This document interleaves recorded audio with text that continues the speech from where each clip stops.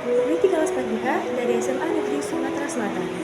Jadi, dalam 3 kali ini, aku bakal dibagiin hasil resensi buku yang udah aku lakuin selama 1 minggu ini.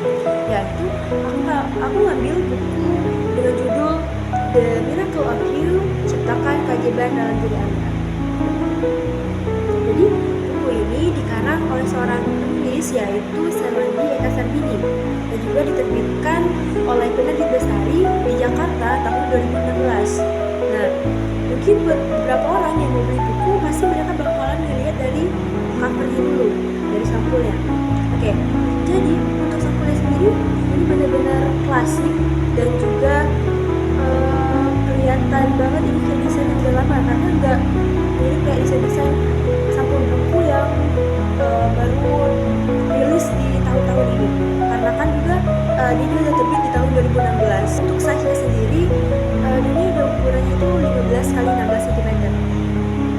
Jadi bisa dibilang praktis untuk dibawa, dan juga kalau misalnya nggak bakal berat-beratin tas, karena dia benar-benar yang sekecil ini. Dan untuk ketebalannya, jadi buku ini punya 156 halaman, jadi ya mungkin lebih kurang 1 cm sampai 1,5 cm itu ketebalannya.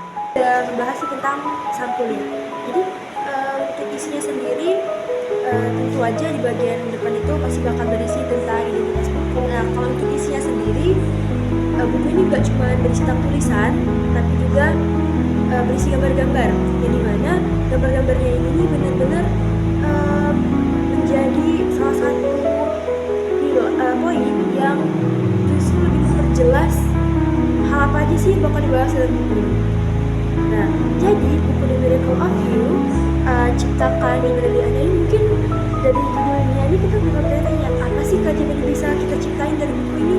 Nah, jadi buku ini adalah buku yang berisikan tentang motivasi dan juga gimana sih cara kita bisa melangkah ke depannya, gimana cara kita memulai suatu perjalanan, dan juga dia berisikan motivasi-motivasi dari orang-orang terkenal kayak Thomas Alva Edison yang juga dulu pernah menjadi orang yang selalu gagal hingga akhirnya dia bisa menjadi seorang penemu.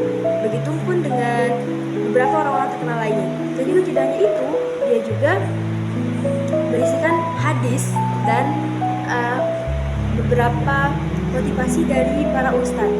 Dikarenakan mungkin dari sampul buku dia mungkin akan membahas lebih ke hal-hal general, tapi nyatanya ini dia berisikan hadis dan juga hal-hal yang bersangkutan dengan agama Islam.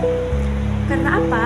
Jadi si penulis yaitu Serwandi Eka Sarbini, dia menciptakan buku ini karena termotivasi dari idolanya yakni Nabi Muhammad SAW.